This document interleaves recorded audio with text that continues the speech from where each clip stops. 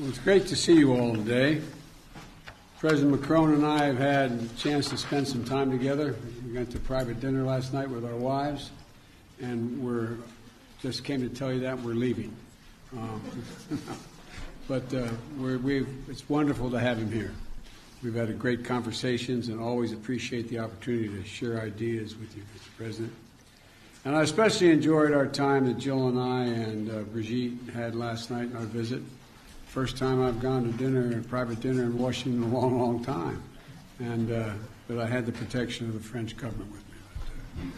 But all kidding aside, France is one of our strongest partners, and historically, but one of our strongest partners and our most capable allies.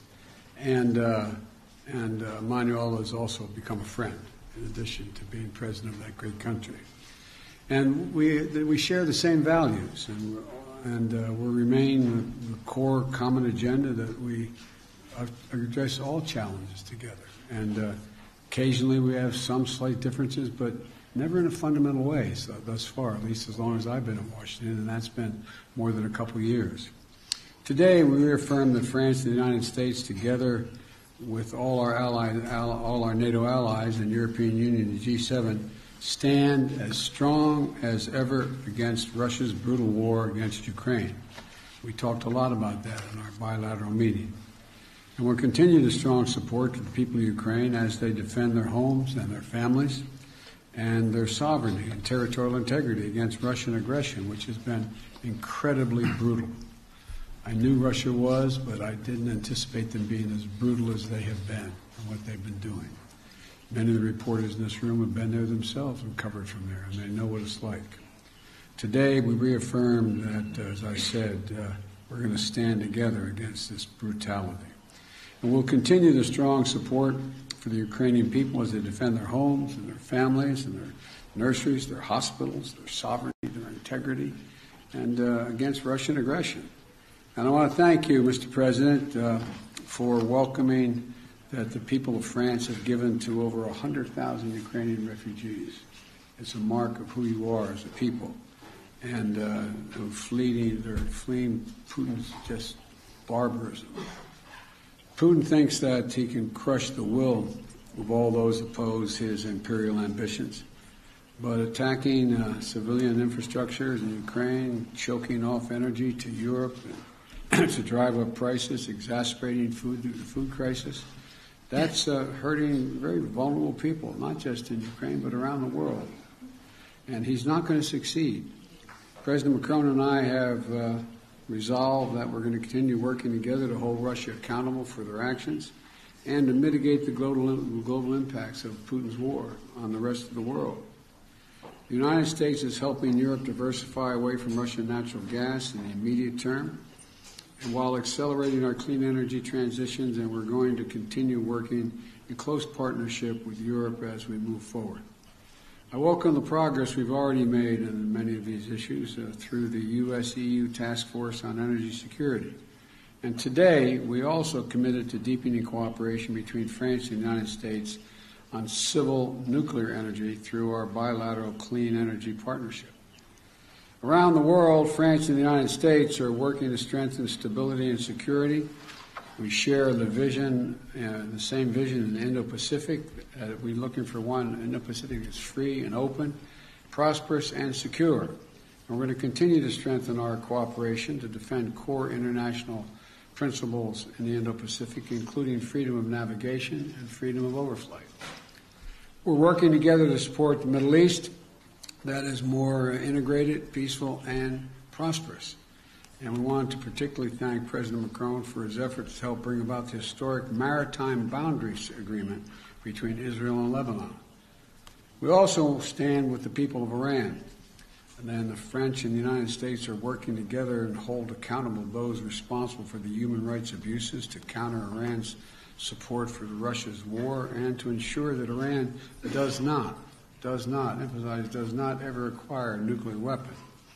And as we in the United States are looking forward to hosting the upcoming U.S.-African Leaders Summit, President Macron and I understand Africa's influence and importance, and he has much to add. France has much to add. We're also going to deepen our engagement, listening to and working with our African partners to help strengthen the governance and security and economic opportunities across the continent and to tackle the global challenges of our time. Our partnership also extends to cooperating in outer space, from coordinating defense of our space activities to strengthening scientific efforts to monitor Earth's changing climate. And we had a detailed discussion of the Inflation Reduction Act. I know none of you are curious about that, but we did talk about that a good deal. The United States and Europe share the goal of making bold investments in clean energy to meet the challenges of the climate crisis and to build the industries of the future, including batteries and green hydrogen. We agreed to discuss practical steps to coordinate and align our approaches so that we can strengthen and secure the supply chains, manufacturing, and innovation on both sides of the Atlantic. We ask our teams to follow up on this part as ongoing U.S.-EU consultation continues, because we can work out some of the differences that exist. I'm confident. France and the United States are also leading efforts to strengthen the global health and global health security. President Macron visits falls on the World AIDS Day, and I want to particularly highlight our joint effort to reach our goal of ending the AIDS epidemic by 2030. That is a goal we set, the goal we're going to accomplish, and the goal we're sticking with. And to do it, we have all the tools we need. We just have to make finishing this fight a top priority for not just the two of us, but for other nations as well. And that's why I'm proud to take the baton from you, President Macron, and host the Global Fund's 7th Replenishment Conference this year, building on France's strong record of leadership. We've raised $15.7 billion with the United States and France as the two largest contributors to the Global Fund, and it's going to save millions, literally millions of lives. If I listed all the areas where cooperation between France and the United States were delivering meaningful progress, we'd be here until dinner time. So let me just close by highlighting our long-term investment to deepen the ties between our people, particularly the U.S.-French Fulbright program, which celebrates its 75th anniversary and has facilitated thousands of exchanges between our students, our educators, over the last decades. It's been critical to our relationship. It's a key part of ensuring that the future of this vital alliance remains strong and vibrant for generations to come. So, Emmanuel, thank you again for all that our nations are doing together in cooperation. My administration has built our foreign policy around the strength of our alliances, and France is the very heart of that commitment. So, merci, my friend, and I look forward to continuing to work with you. And as I used to say in the body I worked on a long time in the United States Senate, the floor is yours. Merci, Monsieur le Président. Monsieur le Président. Thank you, Mr. President. Mr. President, dear Joe, thank you ever so much for these words that very much reflect the discussions we just had. But most importantly, thank you very much for your warm welcome. And indeed, together with my wife, Brigitte, we were very pleased to share this moment together with you and your spouse last night. And let me tell you how honored and moved we are, both my delegation and myself, to be here, invited by you on the occasion of this first state visit by your administration. And regarding this relationship, we said it this morning, and you just said it again, this heritage is based on life sacrifice, on so much. And I would like to say that over centuries, every time there was something vital at stake, we were there, one for the other, without any doubt, without any hesitation. And this is very much what should structure the rest of it. It is this spirit that is prevailing in the current circumstances since last February. And I did not repeat what President Biden perfectly described. And dear Joe, indeed, you very much describe what we're doing together in Ukraine. We clearly condemn this war immediately. We led all the diplomatic actions to condemn this war, the war crimes committed by Russia on the Ukrainian soil, and we support both the Ukrainian army that is resisting, the Ukrainian population resisting as well. And please allow me here to very much thank the United States of America for all the support provided, because this war is impacting the European soil even more directly, and you've chosen to invest so much to contribute to this joint effort. In this context, our discussion this morning was an opportunity to confirm the initiatives we will be taking once again in the coming weeks and months to keep supporting, to strengthen our support to the Ukrainian troops and to enable them to resist. We also agreed to continue to work together to support the Ukrainian people, to help them resist, because we can very well see today that the Russian war effort is very much targeting the civilian infrastructure, bringing even more violence to try and make the Ukrainian people desperate and make it impossible for them to survive this winter. This is the reason why we decided to organize on the 13th of December a conference to support Ukraine, and very much would like to thank you for the close cooperation in preparing for that event. And we're working in close cooperation with President Zelensky based on his 10-point plan that he proposed, and I also would like to take this opportunity to commend the efforts of President Zelensky to try and find a way, a path to peace while leading this heroic resistance they've been organizing for 10 months. We always agreed, help Ukraine resist, never give up on anything in the UN Charter, prevent any risk of escalation in this conflict, and make sure that when the time comes, on the basis of conditions to be set by Ukrainians themselves, help build peace. And I believe your positions being so clear, it is something important to us, because we're both working for sustainable peace. We also talked about the direct and indirect consequences of this war, including on food security and energy security for the entire planet. And our joint initiatives within the G20, the G7, very much go in that direction. And we also recall this morning all of that, all we're doing to try and help all countries to weather the consequences of the conflict on their economies. This morning, we also had an excellent discussion on the IRA and the recent pieces of legislation adopted by the American administration.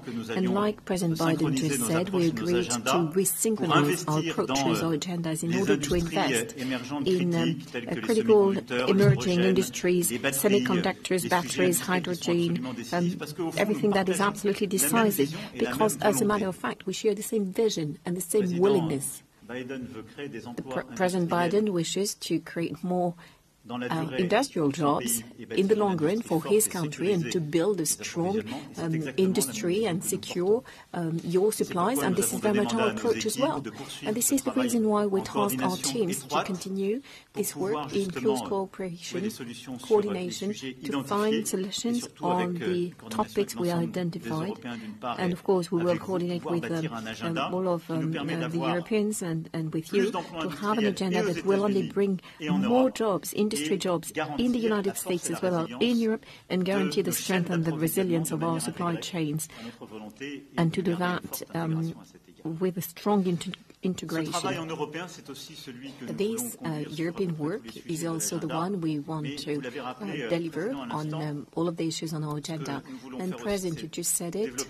What we would like to do as well is work on a number of topics of the future.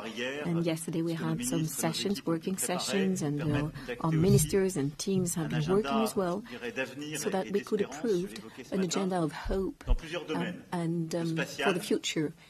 Like I said this morning, in the space industry, research, exploration, but as well the industry of the future, civil nuclear industry, here again with some common research projects, in particular on the most advanced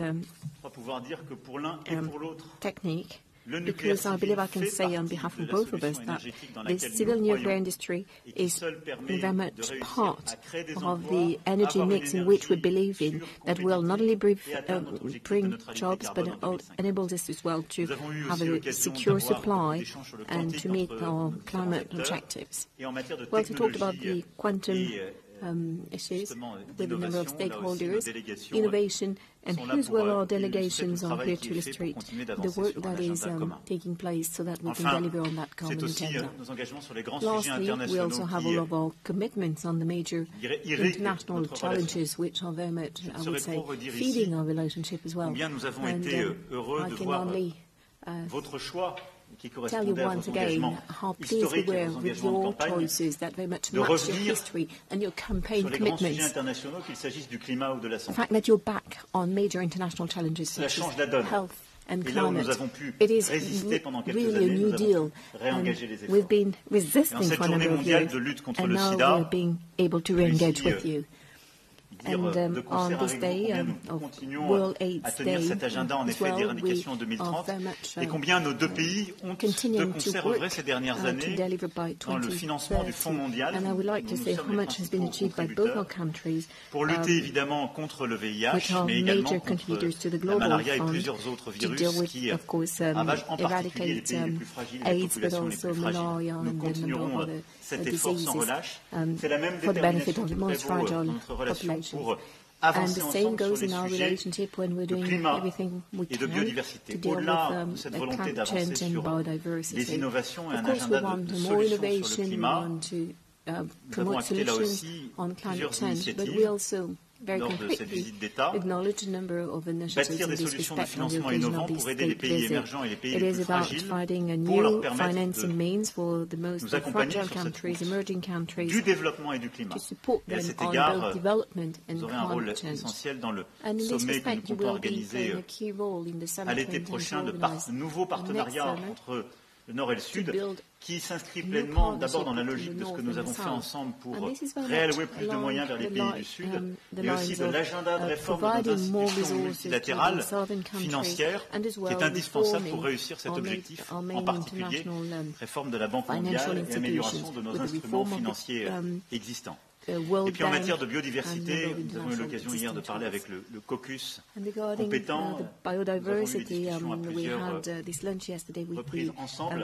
Notre volonté est là aussi d'avoir un agenda extrêmement ambitieux et en particulier nous œuvrerons ensemble pour préparer le One Forest Summit qui se tiendra sur le sol africain au Gabon à la fin du trimestre prochain. Ce sujet étant aussi au cœur ce que vous voulez soulever avec les États africains que vous accueillerez dans quelques jours à Washington.